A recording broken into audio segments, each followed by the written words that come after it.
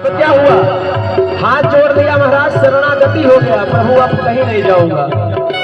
मन जब एकदम शरणागति भगवान के हो जाएगा जीवना, तो परमात्मा की कृपा हो जाती है। हुआ क्या? सुमिरत ही अहि जस उपारधि, सुमिरत ही अहि जस उपारधि, कर छूटो संधान अबहि, राख ले हो भगवान अबहि, राख ले हो भगवान। क्या हुआ? जो ही भगवान का स्मरण किया, आकर के सर्प रूपी भगवान ने, काल रूपी भगवान ने उस पार्थी को ही काट लिया महाराज। जो निशाना लगा करके कबूतर के लिए बैठा था ना, वो उसके निशाने से चूक जाता है महाराज। प्राणों की तो रक्षा हुई। आगे क्या हुआ? भगवत कृपा ये देखे।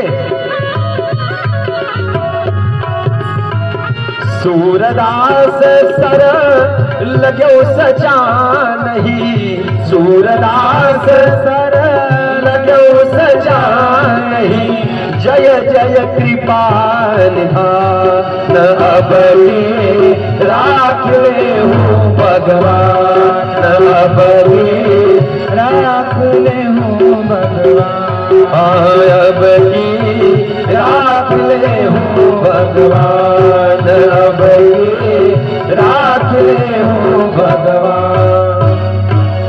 इतना निवेदन किया महाराज, आंखों से झरझर झरझर आंसू निकल रहे हैं। ब्रह्मा ने कहा भैया चिंता करने की बात नहीं है, उपाय है, आपकी समस्या का निदान है, चिंता नहीं करिए। जाके भगवान विष्णु से निवेदन किया। भगवान ने कहा भैया बहुत सरल उपाय है। कहा जाकर के विश्वरूप को आप अपना पुरोहित बना लीजिए। इंद्रादि देवताओं से कहा जाइए विश्वरूप के पास, विश्वरूप से कहिए महाराज मैं आपको अपना पुरोहित स्वीकार करता हूं, अगर आप हमारे पौरोहित्य कर्म को स्वीकार कर लेंगे तो आज हमारे सभी देवताओं के प्राणों की रक्षा हो जाएगी। अब ये विश्वरूप है कौन? मैंने बताया ना कि अभी दैत्य कन्या की जो बहन रचना है, उसी से दो पुत्र उत्पन्न हुए।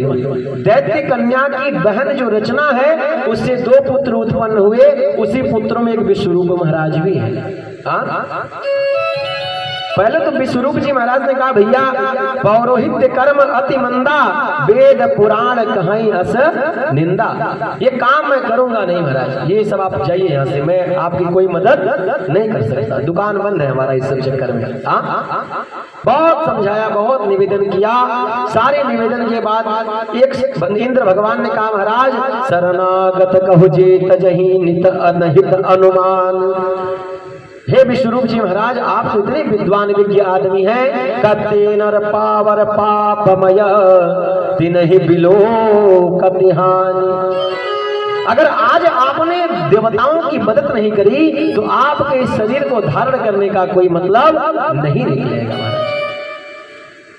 परमात्मा ब्रह्म नर रूपा होहि रघुकुल भूषण भूपा।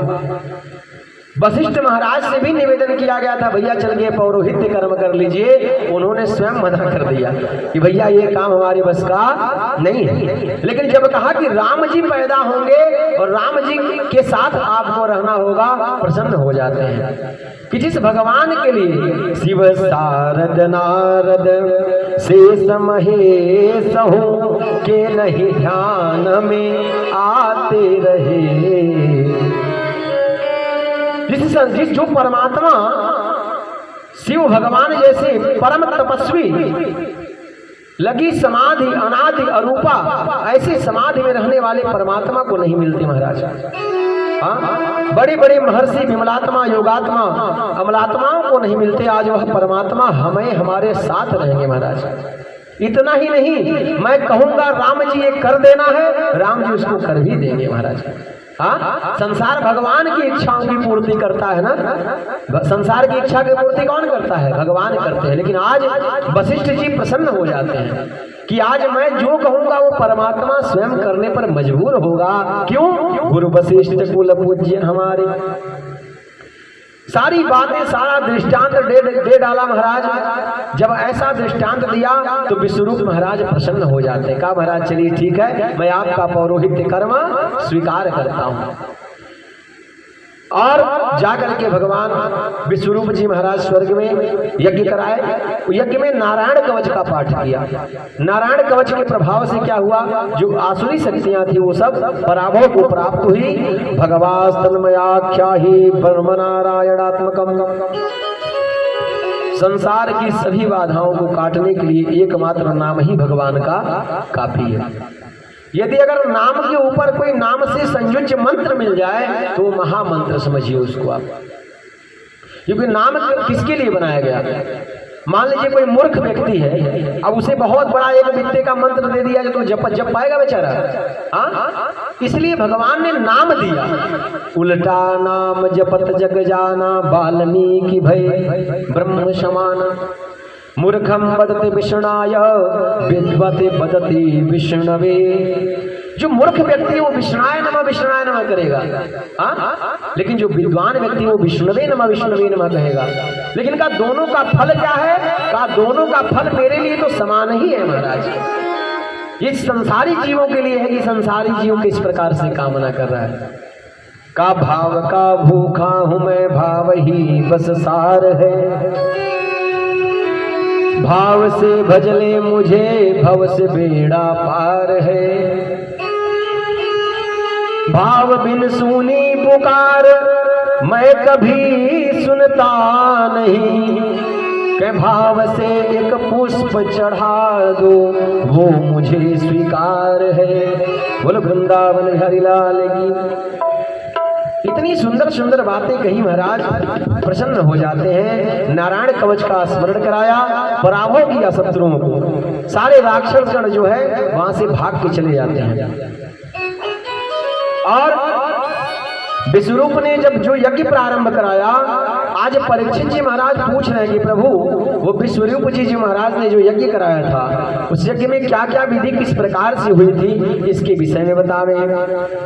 तो जब सारे देवता जीत गए, इंद्र भगवान पुनः सिंहासन पर बैठ गए, तो इन्होंने पुनः एक यज्ञ और चालू किया।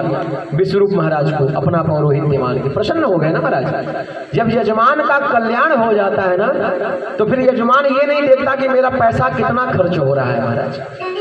पंडित जी को प्रसन्न करना है, चाहे वो गाड़ी ले ले, चाहे बंगला, चाहे जमीन, चाहे कुछ भी ले ले महाराज, बस महाराज प्रसन्न होने रहने चाहिए। क्यों? क्योंकि परमात्मा के स्वरूप में तो ब्राह्मण देवता ही मिले, जिनके कारण मेरा आज दुख सारा समाप्त हो गया।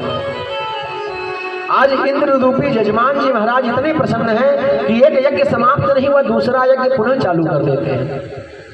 परीक्षित जी ने कहा महाराज श्री सुखदेव जी से कि प्रभु हे गुरुदेव, ये यज्ञ किस लिए किया और क्या हुआ इस यज्ञ में। तो कहा विश्वरूप जी महाराज तो दैत्य के पुत्र थे ना, दैत्य कुल से थे। जब हवन चालू किया ना तो 4 आहुति देते थे, इंद्राय स्वाहा। हाँ, तो एक आहुति चोरी से डाल देते थे, दैत्याय स्वाहा। हाँ, 4 आहुति देवताओं के लिए, तो एक आहुति धीरे से। अरे भाई अपना भी तो जेबा भरना चाहिए ना किसी प्रकार से। हाँ, तो अपने परिवार को कोई कमजोर करके दूसरे की रक्षा नहीं कर सकता किसी स्थिति में। विश्वरूप महाराज जो है पूजा करा रहे देवताओं का, और हवन भाग किसको दे रहे हैं, दैत्यों को। इंद्र भगवान ने देख लिया महाराज, ये अश्रद्धा उत्पन्न हो गई। और जो ही अश्रद्धा उत्पन्न होती है ना, पूरे यज्ञ का फल तुरंत नष्ट हो जाता है। समझिए, तो यज्ञ क्या है, यज्ञ स्वयं नारायण है। कल बताया मैंने कि रुचि महाराज ने यज्ञ को लिया, यज्ञ भगवान को लिया, और जो दक्षिणा रूपी पैदा हुई थी कन्या, उसको फिर उन्हीं से ब्याह कराया। हाँ, तो जब भी यज्ञ होगा तो मानो यज्ञ नहीं हो रहा, ये यज्ञ नहीं है, ये मानो साक्षात नारायण की प्रतिमूर्ति ही यहाँ स्थापित हुई है, उसी की चर्चा हो रही है। हाँ, साक्षात नारायण ही विराजमान है, अलग से कोई नहीं है कुछ यहाँ पे। ईश्वर सर्वभूतानां, और संसार में सर्वत्र परमात्मा की ही सत्ता है। आज विश्वरूप जी महाराज कर रहे हैं कि विश्वासो हि यो मध्ये तयोर मध्ये सौहृदम। यस्मिन् नैवास्ति विश्वासः तस्मिन् मैत्री को संभवा। बताएं आपको एक बड़ी अच्छी बात, स्वभाव देख के अगर आपने मैत्री करी है ना तो वो मैत्री कभी नष्ट नहीं हो सकती महाराज। लेकिन अगर प्रभाव देख करके मैत्री करी गई है, प्रभाव देख के संबंध स्थापित किया गया है, तो बहुत दिन चलने वाला नहीं होता। बहुत सारा पैसा देख करके संबंध स्थापित किया, पैसा समाप्त, संबंध समाप्त हो गया। लेकिन अगर प्रभाव की जगह स्वभाव देख करके संबंध बनाया गया है, तो पैसा हो या पैसा ना हो, वही कृष्ण और सुदामा की स्थिति हो जाएगी कि भगवान के पहुंचते ही सुदामा जी के पहुंचते ही भगवान क्या करते हैं, पानी पर आत को हाथ छुबो नहीं, नैनन के जल सो पग धोए। ये मित्रता है महाराज। ये संबंधों को स्थापित करने का परमात्मा ने स्वरूप बताया कि अगर आपको संबंध रखना है तो स्वभाव देख करके संबंध स्थापित किया जाए, कभी प्रभाव में आकर के संबंध नहीं बनाया जाए। विवाह करने कन्या का जाते हैं ना तो वहां भी समधि खोजते हैं, समधि, धी माने बुद्धि, सम माने बराबर। अगर बराबर बुद्धि वाला है तब तो रिश्तेदारी फिट चलेगी महाराज। हाँ, अगर बुद्धि इधर उधर हो गई तो फिर मामला बिगड़ जाएगा। इसलिए संसार में जब भी संबंध बनाया जाए तो संबंध प्रभाव से न बना करके स्वभाव से बनाया जाए।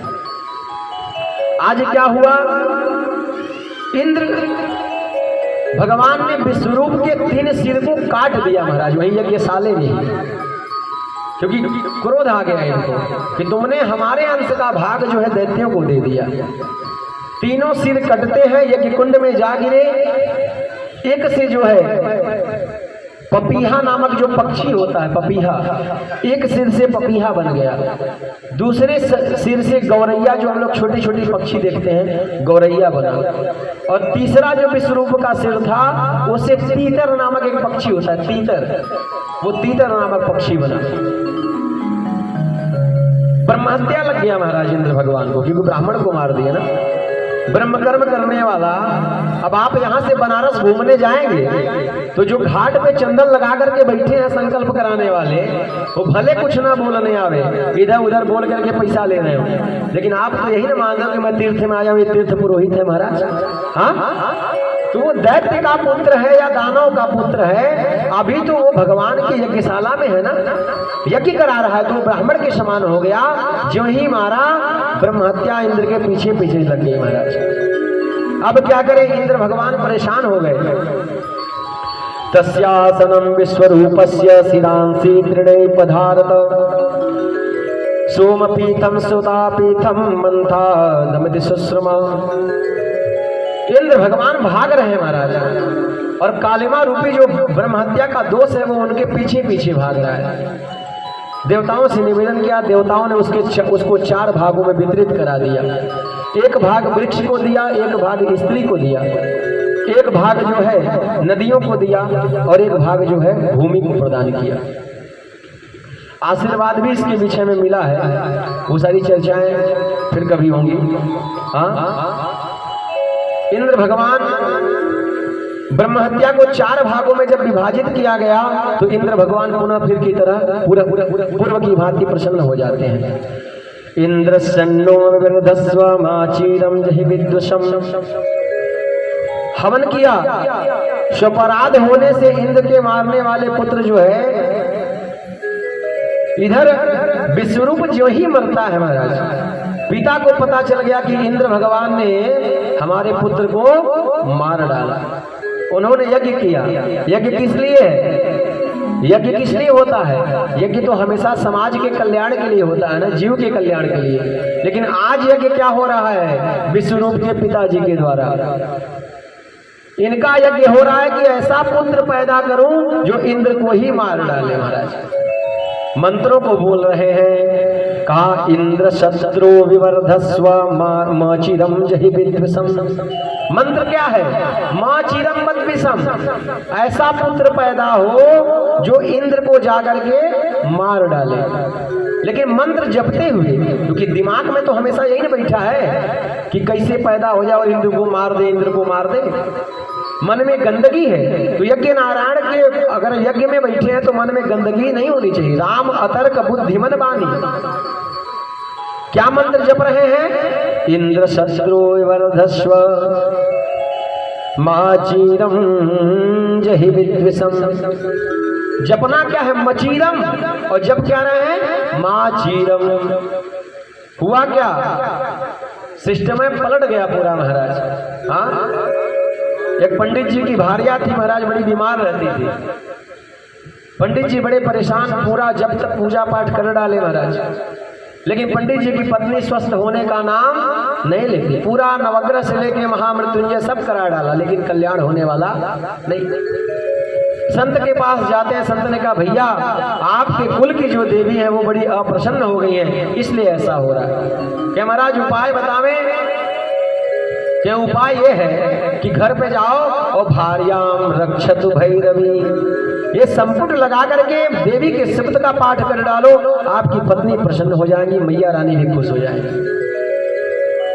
महाराज थोड़ा सा कम पढ़े लिखे वाले महाराज थे, बड़ा वाला मंत्र मिल गया, घबरा गए महाराज घर पहुंचते पहुंचते। भार्याम रक्षतु भैरवी की जगह भार्याम भक्षतु भैरवी बोल दिया, लगा के खूब संपुटित करके मंत्र को जप डाला, पूरा हवन वगैरह करा दिया। प्रभाव क्या हुआ?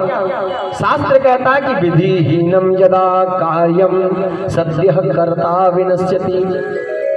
अगर क्रिया विधि से हीन हो जाएगी तो कर्ता को नष्ट करके ही मानेगी महाराज। जैसे जिस लाइन से पंखा को चलाने वाला व्यक्ति पंखा चलाता है ना, अगर हाथ में पिलास न पकड़ा रहे और डायरेक्ट हाथ से उसको घुमा दे तो वो लाइन उसी को मार के पलट देगी, वही चलने लगेगा तुरंत। हाँ, ठीक उसी प्रकार ये जो मंत्र है, ये जो नियम है, इसका एक सिस्टम बना हुआ कि आपको इसी आधार पे चलना है। पंडित जी महाराज बड़े भाव से भार्याम भक्षतु भैरवी, भार्याम भक्षतु भैरवी, भार्याम भक्षतु भैरवी। माता रानी प्रसन्न हो जाते हैं इनके जब से, कहीं जा बेटा आप तुम्हारी मनोरथ को मैं सिद्ध ही कर देती हूँ। हाँ, पत्नी को माता जी उठा लेती है, चलो तुम्हारा यहाँ काम नहीं है। बोलो जय जगदम्बा मैया की जय।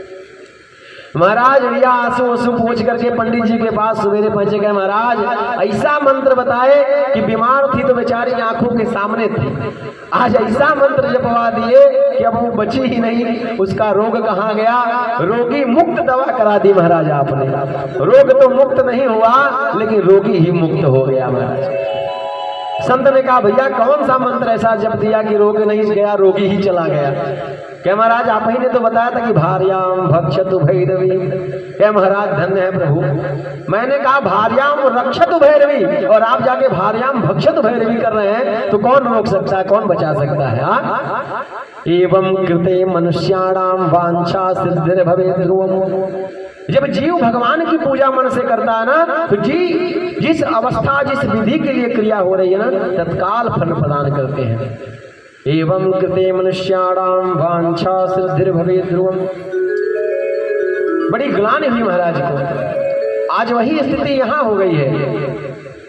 जो हवन किया जा रहा है, जो यज्ञ किया जा रहा है, ये स्वरापराध होने के कारण क्या कहा? इंद्र को मारने वाला पुत्र पैदा हो, लेकिन स्वरापराध हो जाने के लिए क्या हो गया कि इंद्र के द्वारा मरने वाला पुत्र पैदा हो। महाराज पुत्र हो गया, नाम रखा वृत्तासुर। महाराज वृत्तासुर इतना बलिष्ठ है कि हाथों में त्रिशूल लेकर के एकदम समझिए आग के समान प्रलय की भांति जलता हुआ देवताओं को प्रकट होते ही दौड़ा लेता है महाराज, मार डालेंगे। किसी प्रकार से इंद्र भगवान अपनी जान को बचाते हैं महाराज, जा करके छिपे हैं यहाँ वहां। ब्रह्मा जी के पास पहुंचे गए, महाराज जान बचाइए, फिर दिक्कत में आ गए हैं। अब क्या हो गया? अभी तक तो एक ही था, अभी तो नया चला आया है महाराज। कई राक्षसों की सेना अकेले इसी में घुस गई है। अब क्या करें? क्या भगवान विष्णु के पास चलिए। भगवान के पास जाते हैं। ओम नमोस्तेस्तु भगवन् नारायणाय वासुदेवादि पुरुषाय महापुरुषाय नमः। जाकर के वहां भगवान को प्रणाम किया कि हे नारायण मेरी रक्षा करें। अगर आपने रक्षा नहीं करी तो आज देवताओं की मान की मर्यादा चली जाएगी। नमो यज्ञ वीर्याय वससे उतते नमः। नमस्ते हस्तचक्राय नमस्ते शुभरूहते।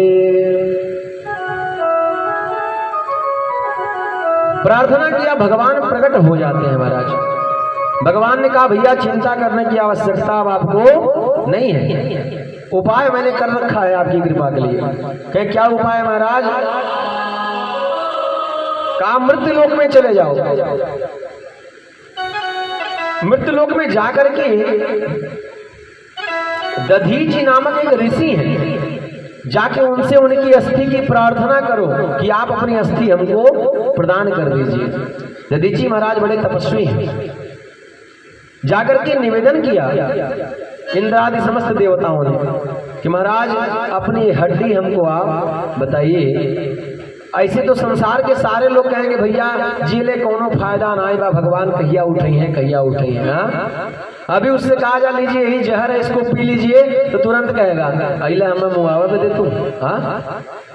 शास्त्र कहता अगर किसी का हाथ पैर गल के भी गिर रहा है ना, रोज चिल्लाएगा भगवान उठा नहीं रहे, भगवान उठा नहीं रहे, भगवान उठा नहीं रहे। लेकिन उसको उपाय बताइए कि बस इसी में आपको जाना है और इसी में आपका काम फाइनल हो जाएगा, तो तुरंत गाली देना चालू कर देगा। ऐसे कहा था हमने। भगवान ने कहा इतना जीव को इस शरीर से प्रेम है महाराज। पहुंचते हैं दधीची महाराज से निवेदन किया महाराज अपनी अस्थियों को आप दे दीजिए। कहे इंद्र भगवान कहते हैं कि पराये काम जो आता है उसे इंसान कहते हैं, परहित सरिस धर्म नहीं भाई। बहुत सारी सुक्तियां बढ़ा दी महाराज। इधर दधीची महाराज करें तुम जैसा स्वार्थी तो पूरे संसार में कोई नहीं मिलेगा महाराज। जब जब तुमको स्वार्थ की स्थिति होगी तुम किसी न किसी के यहाँ जाके अपनी रक्षा प्राणों का पालन करा लेते हो। स्वार्थ लागी करे सब प्रीति सुर दुर्लभ, स्वार्थ लागी करे सब प्रीति सूर्य मुनि जन सब की यही रीति। स्वार्थ लागी करे सब प्रीति सुर मन जन सब की यही रीति। जय सिया राम जय सिया राम, जय सिया राम जय सिया राम, जय सिया राम जय सिया राम।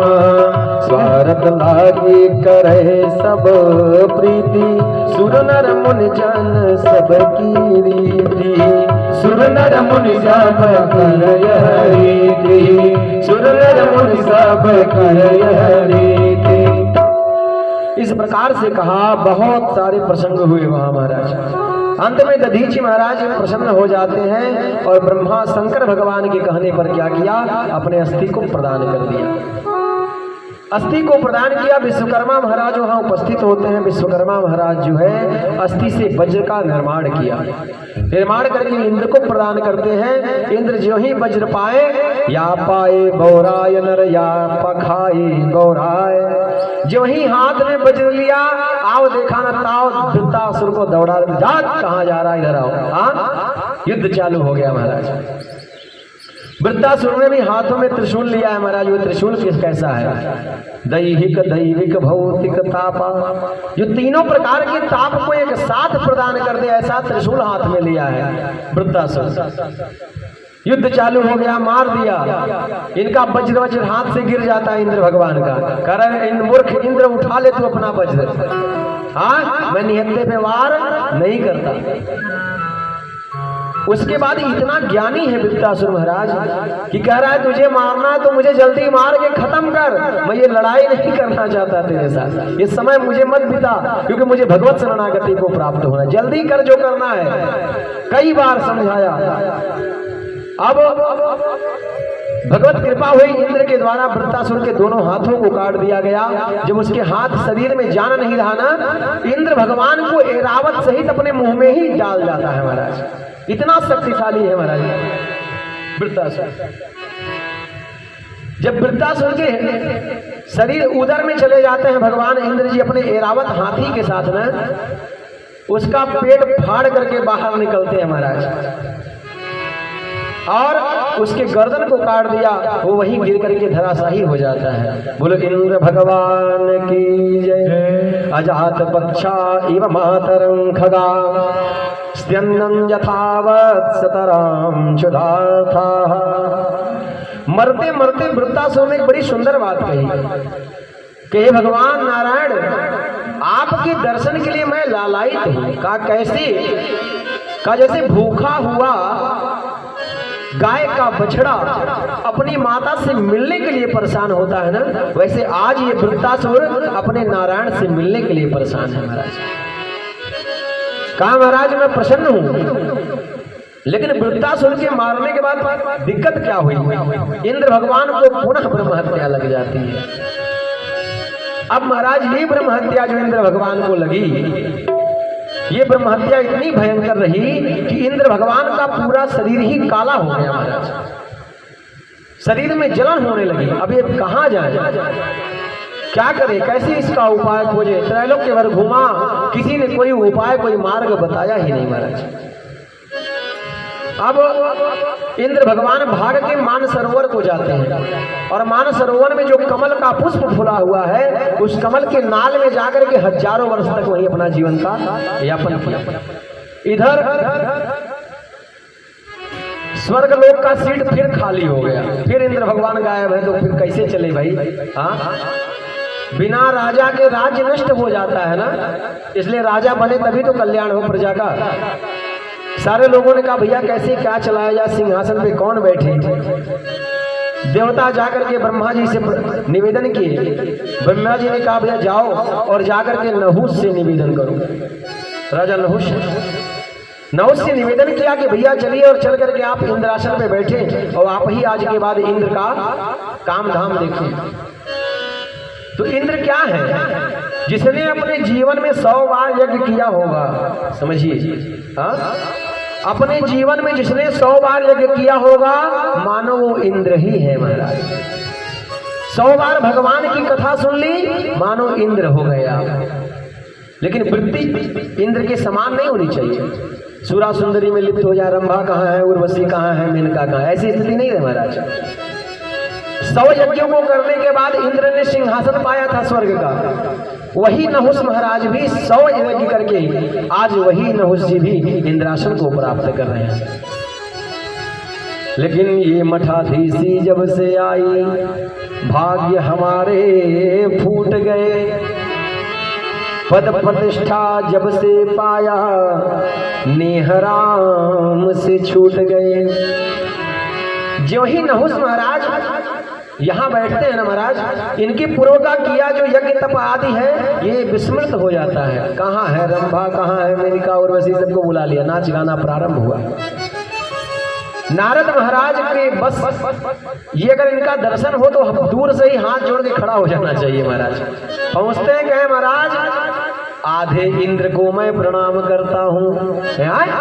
आधे इंद्र को प्रणाम करता हूँ? मैं तो पूरे इंद्र के गद्दी पर बैठा हूं, आपने आधा कैसे कह दिया महाराज?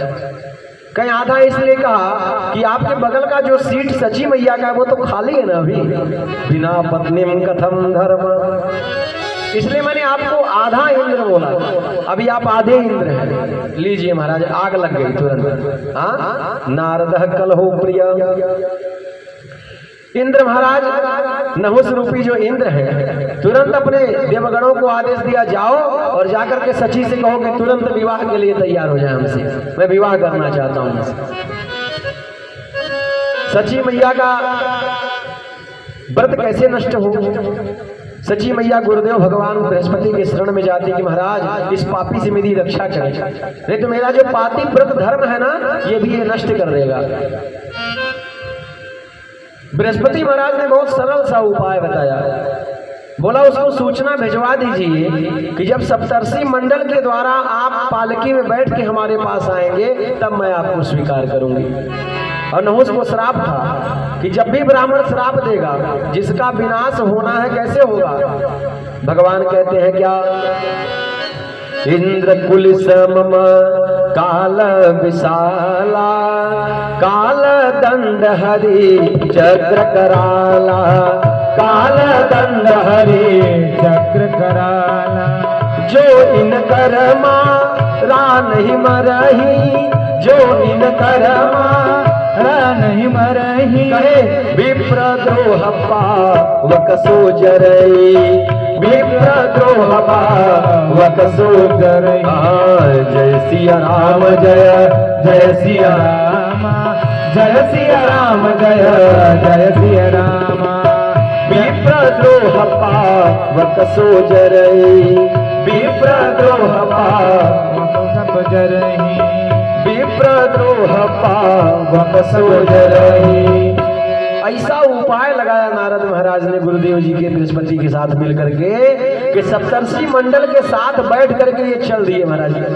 क्योंकि जब दिमाग में काम घुस गया है ना, जहां काम तह राम नहीं, जहां राम तह काम, जहां भगवान राम होंगे वहां काम की बात ही नहीं होगी महाराज, और जहां काम होगा वहां भगवान की सत्ता समाप्त हो जाएगी, बुद्धि भरभ्रष्ट हो जाती है। गांव में हमारे यहाँ चाचा जी वो बोलते हैं कि समय समय का चक्कर है, मनई मानता है हारने पर। अरे बल बुद्धि ज्ञान सब भ्रष्ट हुआ जब चढ़ा दलिद्र कपारे पर। हाँ, बुद्धि भरभ्रष्ट होनी होती है महाराज ना, तो कोई ना कोई विधि अपना लेती है। आज नहुस महाराज सप्तर्षियों से पालकी उठवा करके सची मैया से मिलने जा रहे हैं, और क्या कह रहे हैं कि काम रोग रोगी प्रबल। काम रूपी जो रोग है ना, ये इतना प्रबल होता है कि इसका वेग मानने वाला नहीं होता महाराज, अंधा हो जाता है। और देखत धीमी चाल, अपने चाल में मदमस्त है महाराज। हुआ क्या कि जब ये सप्तर्षि मंडल लेकर के जा रहे हैं तो बार बार ये अपने मुख से कह रहे हैं सर्प सर्प, कहने लगे कि जल्दी चलो जल्दी चलो जल्दी चलो। अगस्त मुनि महाराज को पैर दिखा दिया, चलो नहीं अभी एक पैर मारूंगा तुमको, जल्दी जल्दी करो। अगस्त मुनि ने कहा भैया बहुत जल्दी जल्दी पड़ी है ना, सर्प सर्प चिल्ला रहे हो, जाओ तुम सर्प ही हो जाओ महाराज। तुरंत श्राप मिल गया। हाँ, सची मैया का सचित जो सतीत्व है वो बचा रह गया। ये पूर्व जन्म में वृत्तासुर जो है महाराज, यही वृत्तासुर जो है संसार का जो पालन है, स्वर्ग का जो व्यवस्था था वो भी सुचारू रूप से चलने लगा। सारे देवताओं ने मिलकर के एक यज्ञ किया बृहस्पति के साथ, पुनः इंद्र भगवान का जो ब्रह्महत्या था वो नष्ट होता है। राजा परीक्षित ने पूछा श्री सुखदेव महाराज से कि प्रभु ये जो वृत्तासुर था इसके हृदय में परमात्मा के प्रति इतनी प्रेम कैसे हुई? क्योंकि राक्षस था, राक्षस वृत्ति को प्राप्त है, लेकिन फिर भी इतनी सुंदर वृत्ति। तो उन्होंने कहा कि वृत्तासुर पूर्व जन्म में सूरसेन नामक देश का राजा था, जिसका नाम था चित्रकेतु। ये जो चित्रकेतु नामक राजा था इसके पास कोई संतान नहीं। रानियां कितनी थी ये भी जान लीजिए। हाँ, का तस्या भार्याम सहस्राणी और सहस्राणी दशा भवन। 1 करोड़ पत्नी का अकेले मालिक है महाराज चित्रकेतु। हाँ भाई, समर्थ के नहीं दोष गोसाई। हाँ, सामर्थ्यवान है ना, राजा है, कुछ भी कर सकता है महाराज। और ये भी देखिए कि भगवान कृष्ण भगवान ने तो 16,108 ही रखा था महाराज। हाँ, यहाँ 1-1 करोड़ रानियों को रखने वाले भी महाराज पड़े हुए हैं संसार में हमारे यहाँ। किसी रानी से कोई पुत्र पैदा नहीं हुआ, बहुत कष्ट में है आज ये चित्रकेतु। चित्रकेतु ने अंगिरा ऋषि को बुला करके पुत्रेष्टि महायज्ञ कराया। उस पुत्रेष्टि महायज्ञ में जो चरु प्रसाद था, वो चरु प्रसाद इसने अपनी पत्नी को दिया। उस पत्नी का नाम है कृतद्युति। कृतद्युति जो पत्नी है, जब वो प्रसाद को खाती है तो प्रसाद को खाने के बाद भगवत कृपा से 10वें मासि वै तस्याः पुत्र रत्नम अजायते। 10वें महीने में पुत्र की उत्पत्ति हो जाती है। राजा बहुत प्रसन्न है, इधर जो कृतद्युति है ये भी प्रसन्न है। लेकिन 1 करोड़ रानियां है ना, तो किसी एक को पुत्र हुआ, जो और रानियां थी सब जलने लगी महाराज कि हमारे पास पुत्र नहीं है, अब राजा इसको बहुत मानेंगे, सारी संपत्ति तो अब इसी की हो जाएगी महाराज। हाँ? लालच बस परलोक न साही, लालच में पड़ जाती है और परलोक को भी नष्ट कर दिया। क्या किया? उस पुत्र को विष दे करके मार डाला इन लोगों ने मिल करके। राजा रोने लगते हैं, एक ही पुत्र जीवन में मेरे मिला था, आज इन उल्टा औरतों के द्वारा इस पुत्र को भी मार दिया गया। अंगिरा महाराज नारद जी के साथ पहुंचते और समझाते हैं कि हे चित्रकेतु, चिंता करने की बात नहीं है। अहम ते पुत्र कामास्य पुत्र दोषम अंगिरा नृपा, एस ब्रह्मसुता साक्षात् नारदो भगवान ऋषि। कहा महाराज, मैं वही अंगिरा ऋषि हूँ जिसने आपके जीवन में पुत्रोत्पत्ति प्रदान करने का साधन प्रदान किया था। बहुत रो रहा है आज चित्रकेतु, कृतद्युति भी उतना ही रो रही है। बहुत समझाया। संत कहते हैं क्या कि जगत में कोई नहीं परमाने